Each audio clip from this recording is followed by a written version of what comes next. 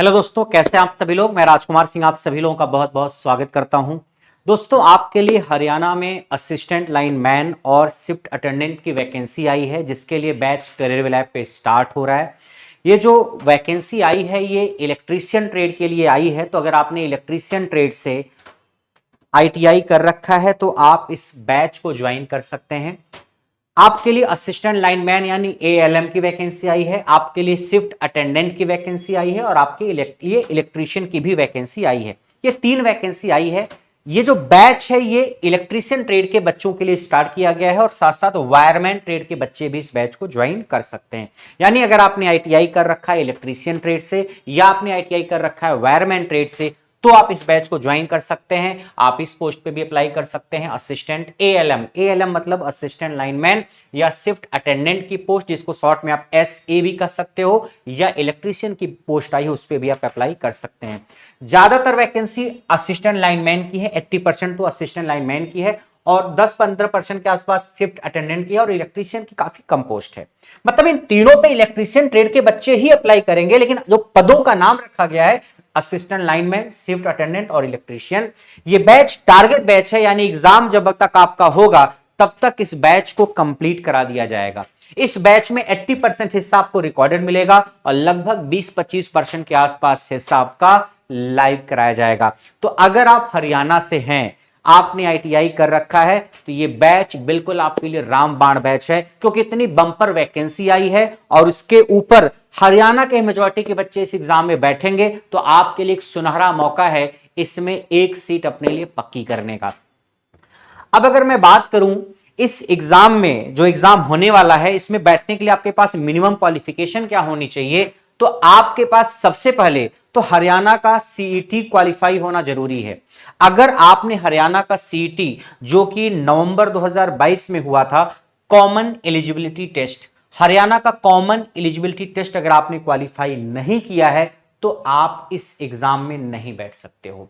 हरियाणा में नवंबर में 2022 में एग्जाम हुआ था, जिसमें लगभग 7.5 लाख के आसपास बच्चे बैठे थे और लगभग 3,57,000 के आसपास बच्चे उस सीईटी को क्वालिफाई किए थे। तो जो बच्चे सीईटी के एग्जाम को क्वालिफाई किए थे वही बच्चे इस एग्जाम में बैठ सकते हैं। अगर आप यहीं पे बाहर हो गए, हरियाणा का सीईटी आपने नहीं दिया था या क्वालिफाई नहीं कर पाए हैं आप, फिर आगे की कहानी का कोई मतलब नहीं आपके लिए। और जो बच्चे इसको क्वालिफाई कर चुके हैं उनके लिए बहुत ही बेहतरीन मौका है, बहुत ही बेहतरीन मौका है। अगर आपने थोड़ा सा भी ढंग से पढ़ाई कर दी तो इसमें आप एक सीट अपने लिए पक्की कर सकते हो। तो पहली चीज तो यह है कि आपके पास हरियाणा का सीईटी क्वालिफाई होना चाहिए। उसके बाद आपके पास 10th होनी चाहिए, 10th साइंस संस्कृत या हिंदी होना चाहिए 10th में, संस्कृत या हिंदी होना चाहिए 10th में। उसके बाद आपने अगर आईटीआई कर रखा है इलेक्ट्रीशियन या वायरमैन ट्रेड से तो आप बैच को ज्वाइन कर सकते हो। कुछ पोस्ट हैं जिसपे इलेक्ट्रॉनिक्स वाले भी जा सकते हैं, बट मेनली अगर आपने आईटीआई कर रखा है इलेक्ट्रीशियन या वायरमैन ट्रेड से तो आप इस बैच को ज्वाइन कर सकते हैं। यानी पहले तो हरियाणा का सीईटी क्वालिफाई हो, उसके बाद 10th आपने कर रखा हो, साथ साथ आपने आईटीआई कर रखा हो इलेक्ट्रीशियन ट्रेड या वायरमैन ट्रेड से, तो ये बैच आपके लिए यूजफुल रहेगा, आप इस बैच को ज्वाइन कर सकते हैं। इसमें जो एग्जाम का जो फॉर्म भरा जाना है उसकी डेट है 16 मार्च और लास्ट डेट फॉर्म भरने की है 5 अप्रैल। और जो एग्जाम की अभी डेट है, प्रस्तावित डेट है, वो 27 मई है। हो सकता है एग्जाम की डेट थोड़ा सा बढ़ जाए या हो सकता है जो लास्ट डेट है वो थोड़ी सी एक्सटेंड हो जाए, उसकी पॉसिबिलिटी नजर आ रही है। मगर अभी के लिए आप मान लीजिए एग्जाम आपका 27 मई को है, ठीक है। यानी आपके पास लगभग 2 महीने, 2.25 महीने का समय है। इसमें आप चाहो तो पूरी कोशिश करके अपनी तैयारी को कंप्लीट कर सकते हो। अगर मैं इस एग्जाम के वैकेंसी की बात करूं कि वैकेंसी कितनी किस पोस्ट के लिए आई है, तो आप ये नोटिफिकेशन साथ देख पा रहे हो, ये पेज आपको दिख रहा होगा। अगर आपको बहुत साफ साफ नहीं दिख रहा है तो मैं बता देता हूं आपको कि जो पोस्ट आई है इसमें कुछ पोस्ट इलेक्ट्रीशियन के लिए है, कुछ पोस्ट शिफ्ट अटेंडेंट के लिए है, कुछ पोस्ट जो है असिस्टेंट लाइनमैन के लिए है और अलग अलग जोन में वैकेंसी आई हुई है। असिस्टेंट लाइनमैन की जो वैकेंसी है वो 1699 है डीएचबीवीएन में, मतलब दक्षिणी हरियाणा विद्युत वितरण निगम में। दक्षिणी हरियाणा विद्युत वितरण निगम में असिस्टेंट लाइनमैन की 1699 पोस्ट है। इसमें कोई एक्सपीरियंस की डिमांड नहीं है। ऐसे ही दक्षिणी हरियाणा विद्युत वितरण निगम में शिफ्ट अटेंडेंट की 351 पोस्ट है।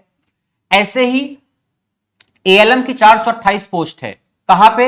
हरियाणा विद्युत प्रसारण निगम लिमिटेड, हरियाणा विद्युत प्रसारण निगम लिमिटेड में एएलएम की 428 पोस्ट है।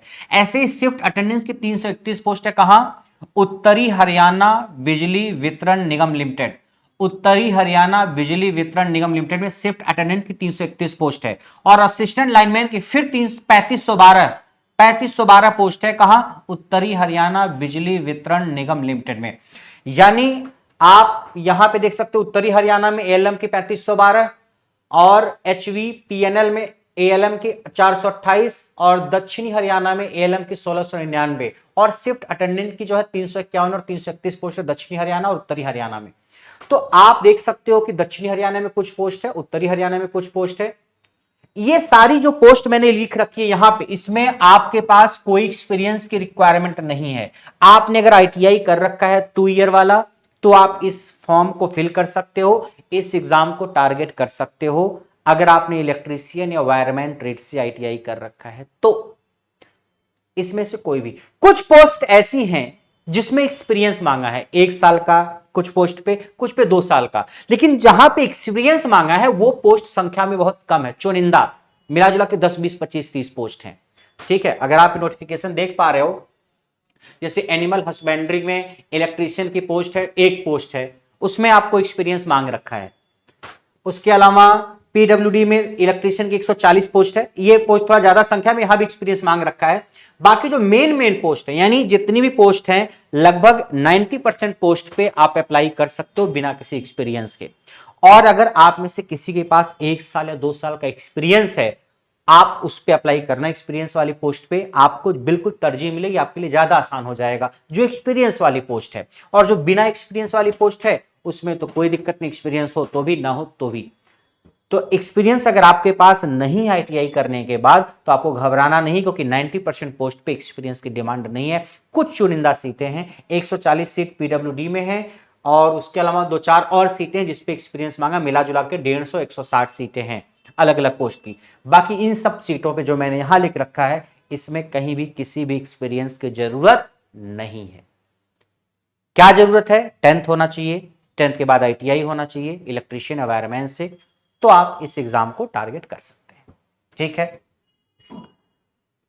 क्वालिफिकेशन क्या क्या है आप क्वालिफिकेशन देख सकते हो। अगर आपको धुंधला दिख रहा है तो आप इसका नोटिफिकेशन जाना, हरियाणा स्टाफ सिलेक्शन कमीशन की वेबसाइट पे आप जाना, वहां पे आपको एक पीडीएफ मिलेगी, वहां पे जाकर के आप पूरा पढ़ सकते हो कि अलग अलग पोस्ट के लिए क्या क्या क्वालिफिकेशन होनी चाहिए। जैसे पोस्ट नंबर 176, 177, 178, तो उसका क्वालिफिकेशन क्या क्या होनी चाहिए, या कहीं पे एक्सपीरियंस मांग रहा है तो वो सब वहां पे लिखा हुआ है। बट मेजॉरिटी की जो पोस्ट हैं इन सब पोस्ट पे इस पे कहीं भी एक्सपीरियंस नहीं मांगा है। कुछ चुनिंदा पोस्ट हैं 150 के आसपास इलेक्ट्रीशियन की जहां पे पोस्ट मांगा है, अदरवाइज जिस पे कोई भी एक्सपीरियंस की जरूरत नहीं है, जो शिफ्ट अटेंडेंट या असिस्टेंट लाइनमैन की वैकेंसी आई है। ठीक है, तो आपके पास लेकिन आईटीआई होने के अलावा सीईटी क्वालिफाई होना भी जरूरी है। अगर आप वहीं बाहर हो गए फिर तो कहानी खत्म, और अगर आपने सीईटी क्वालिफाई कर रखा है फिर तो आपके लिए बल्ले बल्ले। अब बात करते हैं कि इस एग्जाम में कितने सवाल आएंगे। सवाल की अगर हम बात करें तो टोटल 100 जितने भी सवाल आएंगे उसमें 97.5% सवाल आपका रिटन एग्जामिनेशन का होगा। ठीक है, आपके जो भी सवाल आएंगे 100 सवाल में से 97.5% सवाल आपका होगा रिटन एग्जामिनेशन का, मतलब इसको आपको अटेम्प्ट करना होगा। पहले तो बता दो ये पेपर आपका ऑफलाइन होगा। पेपर कैसा होगा? ऑफलाइन होगा। 97.5% सवाल आपको रिटन एग्जामिनेशन के थ्रू देना पड़ेगा। उसका क्या सिलेबस होगा मैं अभी चर्चा करता हूं। और 2.5% मार्क्स जो है दिया जाएगा socio economic criteria and experience के बेसिस पे। Socio economic criteria and experience के बेसिस पे 2.5% मार्क्स मिलेगा, और 97.5% मार्क्स आपको जो रिटन एग्जाम आप दोगे ऑफलाइन होगा उसके बेसिस पे मिलेगा। ये क्या है सर? देखो 100 सवाल अगर आने हैं तो 97.5 मार्क्स तो यहां से मिलेंगे, 2.5% मार्क्स आपको यहां से मिलेंगे। इसका कोई पेपर नहीं होगा, जो सोशियो इकोनॉमिक क्राइटेरिया है इसका कोई पेपर नहीं होगा। फिर सर ये हरियाणा के बच्चों के लिए कुछ स्पेशल प्रिविलेज दिया गया है, 2.5% एक्स्ट्रा, अधिकतम 2.5% मिलेगा। वो जब आप कंप्लीट नोटिफिकेशन पढ़ोगे तो वहां पे मेंशन कर रखा है, आप इसके लिए कंप्लीट नोटिफिकेशन पढ़ना। मैं मेन पॉइंट कुछ पॉइंट्स बता दे रहा हूं। जैसे कोई बच्चा है जिसके घर में कोई सरकारी नौकरी नहीं है, अगर आप उस फैमिली से हो जिसके घर में कोई सरकारी नौकरी नहीं है, अगर कोई प्राइवेट कर्मचारी है या कॉन्ट्रैक्ट पे काम कर रहा है, तो वो नहीं सरकारी नौकरी माना जाएगा। अगर आपके पापा मम्मी और कोई परिवार में सरकारी नौकरी में नहीं है तो आपको 2.5% मार्क्स मिलेगा, लेकिन सिर्फ हरियाणा के बच्चों को मिलेगा। उसके अलावा अगर आपकी एनुअल इनकम जो वार्षिक आय है वो 1,80,000 से कम है साल भर की, तो भी आपको 2.5% मिलेगा। ऐसे और भी कुछ पॉइंट्स हैं, तो आप नोटिफिकेशन पढ़ोगे तो दिख जाएगा। तो अगर आप हरियाणा के हो तो काफी चांसेस आपको मिलेगा, ठीक है। तो 2.5% मार्क्स तो आपको अपने आप मिल गया, लेकिन अधिकतम 2.5% ही मिलेगा। ऐसा नहीं कि आपकी इनकम 1,80,000 से कम है, ठीक, घर में कोई सरकारी नौकरी वाला भी नहीं है, ठीक, तो आपको 2.5 जोड़ के 5% मिल जाएगा, ऐसा नहीं है। अधिकतम 2.5 मिलेगा, किसी एक का ही फायदा आपको मिलेगा। बाकी रिटन एग्जामिनेशन होगा, वहां से 97.5% सवाल आएंगे। एग्जाम आपका ऑफलाइन होगा। देखो, क्वेश्चन पेपर आपका बाइलिंगुअल होगा, यानी हिंदी इंग्लिश दोनों में होगा, ऑफलाइन मोड में होगा। और एग्जाम जो है इसमें कोई नेगेटिव मार्किंग नहीं होगी गलत उत्तर के लिए। याद रखना, ये अलग तरीके का पेपर है। अगर आपने कोई रॉन्ग आंसर दिया तो कोई नेगेटिव मार्किंग नहीं है। याद रखना ध्यान से, नो नेगेटिव मार्किंग। अगर आपने गलत उत्तर दिया तो नो नेगेटिव मार्किंग, यानी जितने भी सवाल हैं अगर आपने गलत उत्तर दिया लेकिन गलत दे दिया, कोई नेगेटिव मार्किंग नहीं। और अगर आपने सवाल छोड़ दिया, अटेम्प्ट ही नहीं किया, तो नेगेटिव मार्किंग है, तो फिर नेगेटिव मार्किंग होगी, ठीक है। नॉर्मली हर एग्जाम में ऐसा नहीं होता है। यानी आपको हर सवाल में 5 ऑप्शन मिलेगा, ए बी सी डी और ई, 5 ऑप्शन मिलेंगे, ए बी सी डी और ई। अगर आपको यह लग रहा है कि इन पांचों में से कोई भी आंसर आपको पता नहीं है, ठीक है, तो आप ये वाला ई वाला टिक कर दो, क्या दिक्कत है, 5 वाला ऑप्शन टिक कर दो। अगर आपको लग रहा है कि एबीसीडी में से कुछ है तो वो टिक करिए। अगर आपको लग रहा है कि नहीं हमको एबीसीडी में से कुछ भी नहीं पता चल रहा, हमें आता ही नहीं है, तो छोड़ दे, क्या नहीं, छोड़ना मत गलती से। अगर आपने छोड़ दिया सवाल को तो नेगेटिव मार्किंग हो जाएगी। और अगर आपने सवाल को अटेम्प्ट किया और गलत हो गया तो नेगेटिव मार्किंग नहीं है। यानी ये कहने का मतलब हर सवाल को अटेम्प्ट करना है, छोड़ के तो नहीं आना है। हर सवाल को अटेम्प्ट करना है, छोड़ के नहीं आना, चाहे सवाल का उत्तर आए चाहे नहीं आए। आए तो नंबर मिलेगा, नहीं आए तो भी टिक कर दो, हो सकता है तुक्के से सही हो जाए, या आप 5th वाले ऑप्शन को टिक कर दो। अगर आपने टिक कर दिया गलत हो गया तो नेगेटिव मार्किंग नहीं है, अटेम्प्ट ही नहीं किया तो नेगेटिव मार्किंग है। अब आपको लगेगा सर हमें नहीं आ रहा है फिर भी हम टिक कर रहे हैं, उसमें टाइम बर्बाद होगा, तो आपको 5 मिनट एक्स्ट्रा मिलेगा उन गोलों को भरने के लिए। 5वें वाले गोले को भरने के लिए, जो 5th ऑप्शन है उसको भरने के लिए आपको 5 मिनट एक्स्ट्रा मिलेगा। जैसे मान लीजिए कोई सवाल आया, मुझे नहीं आ रहा है तो मुझे नहीं अटेम्प्ट करना चाहिए, लेकिन आप कह रहे हो कि नहीं जबरदस्ती भरो, भरो तो भरने में मेरा टाइम बर्बाद हुआ, मुझे इसका आंसर नहीं पता फिर भी मेरा टाइम बर्बाद हो रहा है इसको भरने में, तो वो जो जबरदस्ती भरवाया जा रहा है उसमें जो टाइम लग रहा है आपका, वो 5 मिनट एक्स्ट्रा दिया जाएगा आपको आपके पेपर में। देखो पढ़ो ध्यान से, there will be no negative marking for wrong answer, the total number of question will be 100, total 100 सवाल होंगे विद वेटेज ऑफ 0.975 मार्क्स।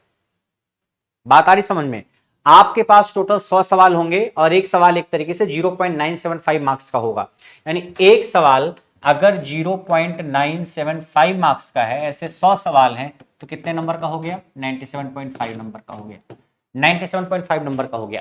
100 सवाल 0.975 मार्क्स के होंगे, 97.5 का हो गया आपका ये, और 2.5 मार्क्स का हो जाएगा आपका सोशियो इकोनॉमिक वाला।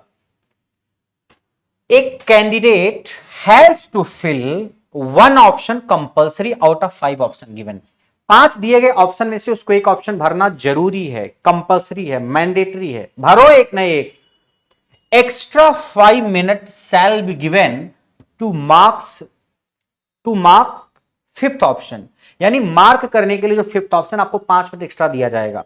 यानी मान लीजिए हमें 10 सवाल नहीं आ रहा था, मैं छोड़ देता तो मेरा गोला भरने का टाइम बचता, लेकिन आपने जबरदस्ती गोला भरवाया, मुझे नहीं आ रहा था, तो उसको भरने में जो समय लगा वो 5 मिनट आपको एक्स्ट्रा मिलेगा, 5वें गोले को, 5वें ऑप्शन को भरने के लिए, to mark the 5th option.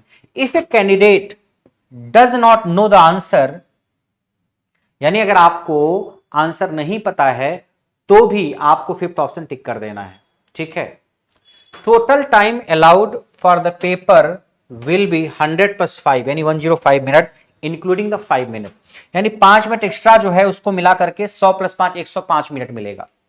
ठीक है, 100 मिनट तो सवाल करने का जो था और 5 मिनट एक्स्ट्रा जो गोला आपने भरवाया, हर गोले को जबरदस्ती भरवाया, उसका 5 मिनट 105 मिनट मिलेगा। In case candidate does not mark in a case candidate does not mark any of the 5 option for a question, then 0.975 marks for each unattempted question shall be deducted। यानी अगर आपने 5 में से एक ही option को select नहीं किया तो आपके 0.975 मार्क्स काट लिए जाएंगे अगर आपने एक सवाल को अटेम्प्ट नहीं किया तो। यानी एक सवाल सही करने पे 0.975 और एक सवाल छोड़ने पर भी 0.975, छोड़ने पर माइनस में और सही करने पे प्लस में। तो अगर आपने एक सवाल सही किया तो आपको 0.975 मार्क्स मिलेंगे प्लस में, और अगर आपने एक सवाल छोड़ दिया तो आपको 0.975 मार्क्स मिलेंगे माइनस में। इसका मतलब सवाल छोड़ना नहीं है, आए तो भी ना आए तो भी, आ रहा है तो मिलेगा और नहीं आ रहा तो भी कर लो, टाइम जो बर्बाद हुआ 5 मिनट का वो आपको मिलेगा एक्स्ट्रा। ठीक है, तो इस बात का ध्यान रखना कि आपको 100% क्वेश्चन अटेम्प्ट करने हैं। अगर आपने क्वेश्चन छोड़ा तो अपने पैरों पे कुल्हाड़ी मारोगे आप, इस बात का ध्यान रखना आप। ठीक है, तो टोटल टाइम आपको मिला 105 मिनट का, 5 मिनट एक्स्ट्रा मिला। ये आपके 97.5 का रिटन एग्जाम होगा, ऑफलाइन होगा, और 2.5 आपका हरियाणा के बच्चों के लिए है। किन किन बेसिस पे दिया जाएगा आप नोटिफिकेशन पढ़ोगे तो मिलेगा। ठीक है, ये तो पैटर्न हमने बता दिया। उसके बाद पोस्ट कितनी है वो भी हमने बता दिया। क्वालिफिकेशन क्या होनी चाहिए आपके पास, क्वालिफिकेशन की अगर हम बात करें तो सीईटी आपके पास होना चाहिए, उसके बाद 10th के बाद आईटीआई होना चाहिए 2 ईयर वाला, तो आप ज्वाइन कर सकते हो, या आपने वोकेशनल ट्रेनिंग भी कर रखी है तो भी आप ज्वाइन कर सकते हो। आप नोटिफिकेशन पढ़ोगे तो मिलेगा। इंपॉर्टेंट डेट्स हमने आपको बताई, एग्जाम की डेट अभी प्रस्तावित 27 मई हो सकता है एक्सटेंड हो।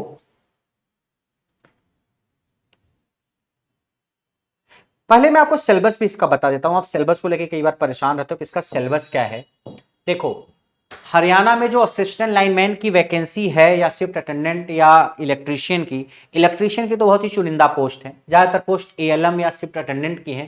तो उसका जो सिलेबस है आप देखो,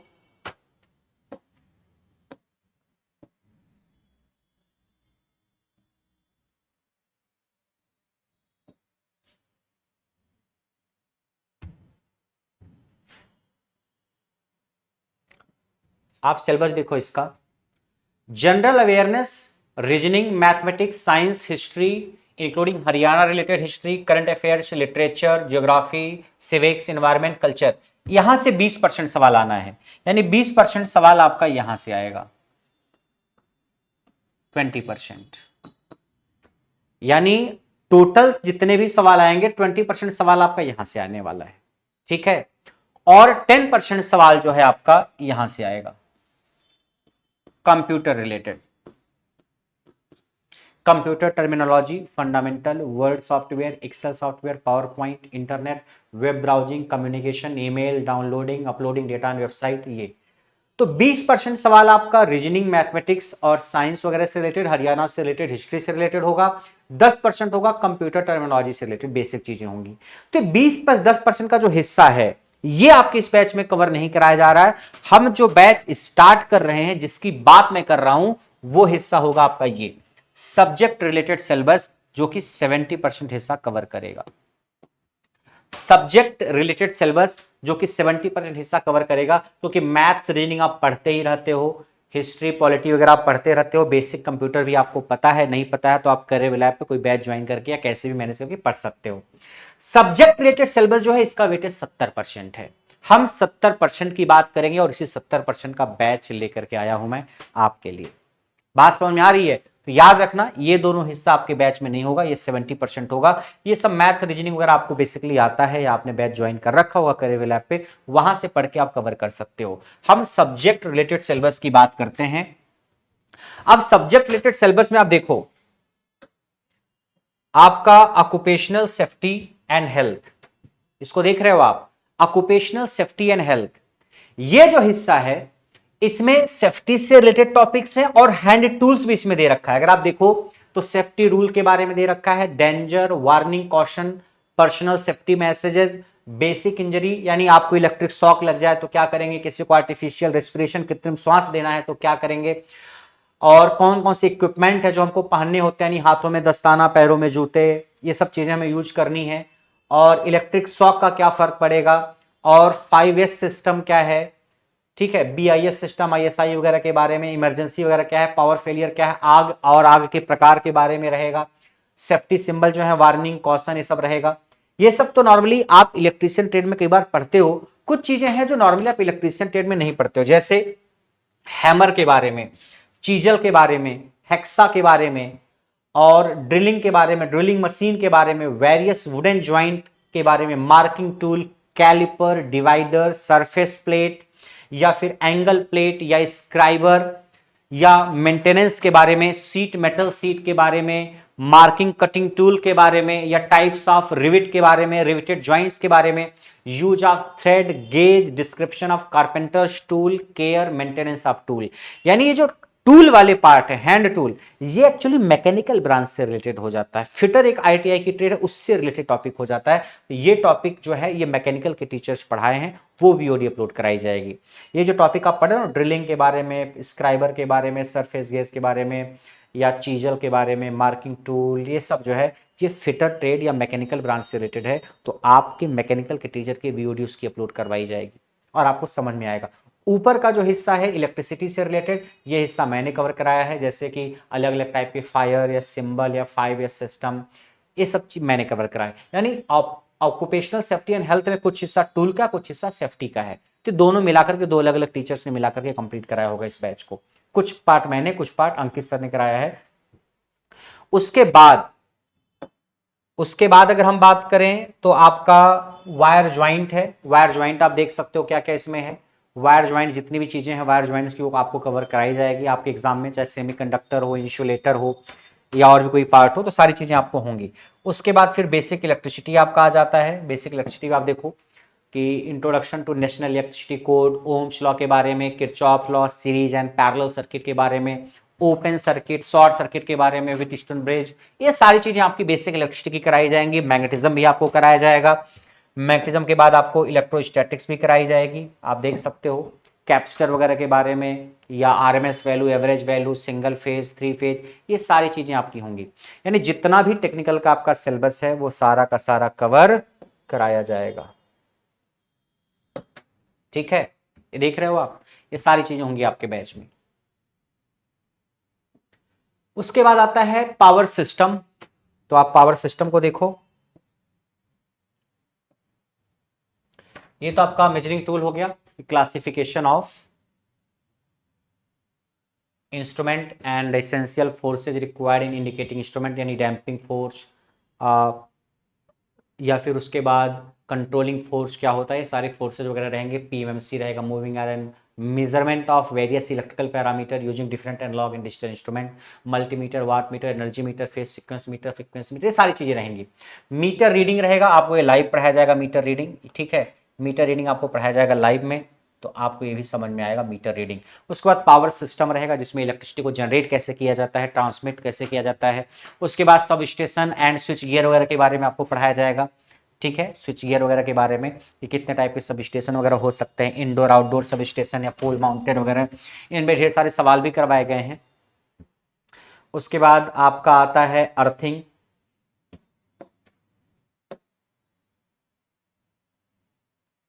अर्थिंग आपको कराई जाएगी। अर्थिंग से रिलेटेड जो भी चीजें हैं आपकी, ट्रांसफार्मर, AC मोटर, स्टार्टर और अल्टरनेटर। अल्टरनेटर हो गया यानी सिंक्रोनस जनरेटर, अलग अलग टाइप के स्टार्टर। AC मोटर में आपका इंडक्शन और सिंक्रोनस मोटर आ गया, ट्रांसफार्मर आ गया, ये सारी चीजें रहेंगी। मोटर के स्टार्टर रहेंगे, कौन कौन से स्टार्टर हैं जो कि हम यूज करते हैं, मोटर का स्टार्टर हो गया। उसके बाद आपके हो गए डोमेस्टिक वायरिंग वगैरह। ठीक है, ये वायरिंग है, और वायरिंग से रिलेटेड जो भी चीजें हैं वो आपको अच्छे से कराई जाएंगी। कंट्रोल पैनल वायरिंग जो है, कंट्रोल पैनल की जो वायरिंग होती है वो भी आपको अच्छे से कराई जाएगी। ठीक है, तो यहां से रिलेटेड जो सवाल बन सकते हैं वो आपको समझ में आएंगे। तो ये पूरा का पूरा हिस्सा आपको मिलेगा। उसके बाद हम अगर बात करें तो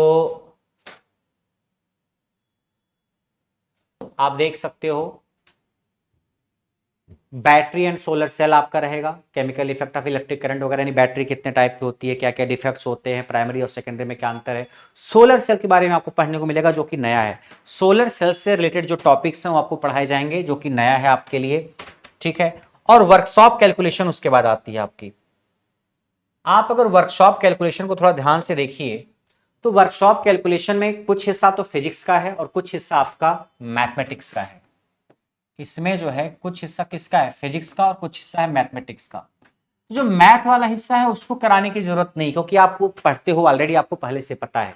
जैसे देखो, आपको यूनिट के बारे में, fraction, classification of unit system, fundamental and derived units, FPS, foot pound second, CGS या MKS and SI units, measurement unit, conversion factors, HCF, LCM, application of Pythagoras theorem, related problem, ratio and proportion, direct and indirect proportion या percentage. देखो कुछ हिस्सा आपका mathematics का आ जाता है, जैसे पाइथागोरस थ्योरम और उसके इस्तेमाल क्या है, रेशियो और प्रोपोर्शन क्या है, डायरेक्ट और इनडायरेक्ट प्रोपोर्शन क्या है, परसेंटेज क्या है, changing percentage into decimal and fraction, कि परसेंटेज को डेसिमल और फ्रैक्शन में कैसे बदलते हैं। ये मैथमेटिक्स का पार्ट है, इसको इसमें कराने की कोई जरूरत नहीं है। क्यों?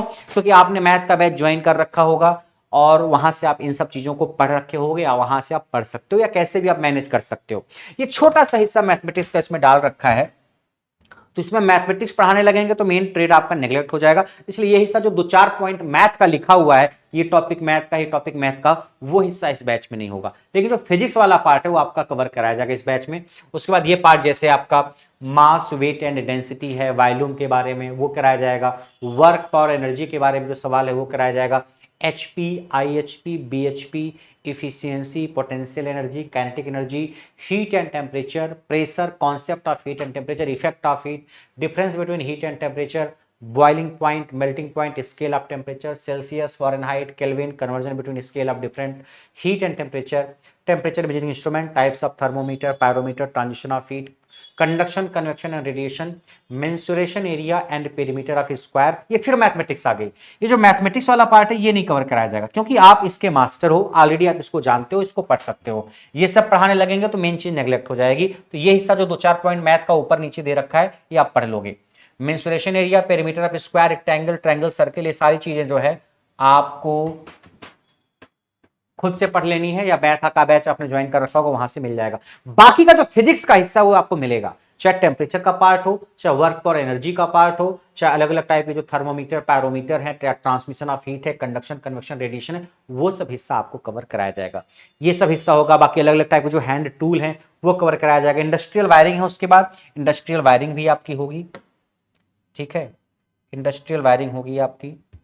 उसके बाद आपका इल्यूमिनेशन है एंड स्टेज लाइट कंट्रोल है, यानी अलग अलग टाइप के जो सवाल इल्यूमिनेशन से बन सकते हैं वो आपको मिलेगा। सीएफएल और एलईडी से रिलेटेड जो सवाल हैं वो आपको मिलेंगे। अंडरग्राउंड केबल ज्वाइंट जो है उससे रिलेटेड जो सवाल हैं वो अब आपको मिलेंगे। ये सारे टॉपिक्स आपको इस बैच में कवर कराए जाएंगे, तो आप देख सकते हो। उसके बाद आपका बचा है डोमेस्टिक अप्लायंसेज। डोमेस्टिक अप्लायंसेज आपको कवर कराया जाएगा कि इसमें क्या क्या है आपका। इसमें आपका रेफ्रिजरेटर है, मिक्सर है, ग्राइंडर है, जूसर है, फूड प्रोसेसर है, फैन है, गीजर है, इंडक्शन है, कुकिंग रेंज है, इलेक्ट्रिक केटल है, ये सारी चीज़ें आपको इसमें कराई जाएंगी। उसके अलावा वाइंडिंग है, वाइंडिंग में कॉन्सेंट्रिक वाइंडिंग, डिस्ट्रीब्यूटेड या सिंगल या डबल या जो भी वाइंडिंग है, एक तरीके से मशीन का ही पार्ट हो जाता है वाइंडिंग, तो ये वाइंडिंग का पार्ट भी आपको इस बैच में कवर कराया जाएगा। तो ये सिलेबस है, मैंने आपको बता दिया। तो आप ध्यान से देखो, जो 70% वेटेज है आपका सब्जेक्ट से रिलेटेड वही इस बैच में कवर कराया जाएगा, और इसको काफी अच्छे से कवर कराया गया है। तो कुछ हिस्सा आपका रिकॉर्डेड मिलेगा, लगभग 80% के आसपास या 70% के आसपास, और 20-30% के आसपास जो क्लासेज होंगी आपकी वो लाइव होंगी। तो ये आपका सिलेबस था। जो 10% हिस्सा है आपका कंप्यूटर का, 20% हिस्सा आपका जो मैथ्स, रीजनिंग और करंट अफेयर्स का, वो हिस्सा आप आसानी से मैनेज कर सकते हो, आपने उसका बैच ज्वाइन कर रखा होगा। ये वाला जो हिस्सा है, ये जनरल अवेयरनेस वाला हिस्सा जो है, और कंप्यूटर वाला 20%, 10%, ये 30% आप मैनेज कर लोगे। अगर आप इस 70% की तैयारी बहुत अच्छे से करना चाहते हो, एक चीज को सीखना चाहते हो, तो आप इस बैच को ज्वाइन कर सकते हैं। उस 70% पार्ट को हम कवर कराएंगे, ठीक है। अब हम बात करते हैं इस बैच के फीचर्स की। तो बैच जो आपका कवर कराया गया हिंदी प्लस इंग्लिश में, यानी चीज़ों को हिंदी और इंग्लिश दोनों में समझाने की कोशिश की गई है। बाकी आपके सारे टॉपिक जो पढ़ाए गए हैं उसको पीडीएफ नोट्स भी आपको मिलेगा। और total technical syllabus will be covered according to latest trend, यानी जो सिलेबस आपका मेंशन कर रखा है उसके हिसाब से आपका पूरा का पूरा सिलेबस होगा। ठीक है, जो 70% हिस्सा है मैं उसकी बात कर रहा हूं, वो पूरा का पूरा सिलेबस आपका इसमें कवर कराया गया है। कोर्स आपका टाइम से फिनिश हो जाएगा। अगर एग्जाम आपका 27 मई को होता है तो मई फर्स्ट वीक में या 10-15 मई तक हम कोशिश करेंगे आपका सिलेबस कंप्लीट हो जाए, क्योंकि 80% क्लासेस तो रिकॉर्डेड आपको पढ़नी है, जो 25-30% 20% लाइव होगा वो हम कंप्लीट करवा देंगे। जैसे आपका हीट एंड टेम्परेचर का कुछ पार्ट है, थर्मोमीटर पायरोमीटर वगैरह का कुछ पार्ट है, या हैंड टूल का जो कुछ पार्ट है, चीजल वगैरह है, हेक्सा है, कैलिपर है, वो सारी चीजें आपकी हो जाएंगी। ठीक है, बाकी आपको एडमिशन लेते ही 80% क्लासेज आपको दिख जाएंगी, और जो 20% क्लासेज लाइव होनी है वो क्लासेज आपकी चलेंगी। तो 6486 पोस्ट आई है। अगर आपने इलेक्ट्रीशियन ट्रेड से आईटीआई किया है तो उसके बेसिस पे। अब इसमें से कुछ पोस्ट, कुछ चुनिंदा 150-200 पोस्ट ऐसी है जिसपे एक्सपीरियंस मांग रहा है। मैं मान के चलूं कि आपके पास कोई एक्सपीरियंस नहीं है तो बाकी की बची हुई पोस्ट पे आप अप्लाई कर सकते हो। असिस्टेंट लाइनमैन की जो पोस्ट है उस पर कोई एक्सपीरियंस नहीं है, कोई एक्सपीरियंस नहीं मांगा है। शिफ्ट अटेंडेंट की जो पोस्ट है उस पर कोई एक्सपीरियंस नहीं मांगा है। एक्सपीरियंस इलेक्ट्रीशियन के कुछ पदों पे मांगा है जिसकी संख्या भी काफी कम है, तो उसके लिए आपको चिंतित नहीं होना चाहिए। तो अगर आप हरियाणा से हो, आपने सीईटी का एग्जाम दिया था और क्वालिफाई किए हो, तो आपके लिए एक सुनहरा मौका है। क्योंकि कई बार कहीं 400-500 वैकेंसी आती है, पूरे इंडिया के बच्चे बैठते हैं, तो कंपटीशन थोड़ा टफ होता है, कट थ्रोट कंपटीशन होता है। मगर यहां पे क्या है कि सीईटी हरियाणा का जो एग्जाम होगा, बाहर के किसी स्टेट के बच्चे नॉर्मली एग्जाम दिए नहीं होंगे अगर ज्यादातर देखा जाए तो, और कुछ बच्चे हो सकता है हरियाणा के भी ना दिए हों। तो लगभग जो 3,57,000 बच्चे इस एग्जाम को क्वालिफाई किए हरियाणा सीईटी को, उसी में से कुछ बच्चे जो आईटीआई किए होंगे या उससे रिलेटेड क्वालिफिकेशन जिनके पास होगी, वही बच्चे इस एग्जाम में बैठ पाएंगे। और सीट आपके पास लगभग 6,000-5,000 के आसपास है। तो आपके पास एक बेहतरीन और सुनहरा मौका है इलेक्ट्रिसिटी डिपार्टमेंट में नौकरी पाने का, अगर आप हरियाणा से हैं तो। इससे आसान तरीके से फिर आपको नौकरी हरियाणा में और नहीं मिलने वाली है, इस बात को आप गांठ बांध लीजिए। ठीक है, तो आपको पूरी जान लगा देनी है। इवन अगर आप टेक्निकल में थोड़ा सा एवरेज भी परफॉर्म करते हो ना, तो भी आप सिलेक्शन के करीब पहुंच जाओगे। तो आपको पूरी पूरी कोशिश करनी है कि इस बार आप एक सीट अपने लिए पक्की कर लीजिए। ये बैच आपका करियर लैब पे चल रहा है, तो अगर आपके फोन में करियर लैब नहीं है तो पहले उसको आप डाउनलोड करिए, और ऐप डाउनलोड करने के बाद आप, कई बार आप बैच को ढूंढ नहीं पाते हो, जैसे बैच जब थोड़ा पुराना हो जाता है तो होम पेज से हट जाता है, तो आपको क्या करना पड़ेगा, बैच ढूंढने के लिए अगर आप वीडियो को 2-4-5 दिन बाद देखते हो तो करियर लैब जब खोलोगे आप, तो सबसे नीचे एक लाइव क्लास का ऑप्शन आएगा, इसे लिखा होगा लाइव क्लास, होम फिर बगल में लाइव क्लास लिखा होगा। उस लाइव क्लास के ऑप्शन पे क्लिक करना आप एक बार। जैसे आप क्लिक करोगे ऊपर कई सारे सेक्शन बने होंगे, SSC, bank, railway, teaching, defence, ऐसे करके थोड़ा सा और दाएं सरकाओगे आप राइट हैंड साइड में, तो वहां एक सेक्शन दिखेगा जेई एंड आईटीआई एग्जाम का। जेई एंड आईटीआई एग्जाम का सेक्शन दिखेगा, उस पर क्लिक करोगे आप तो आपको ये बैच आपका दिख जाएगा।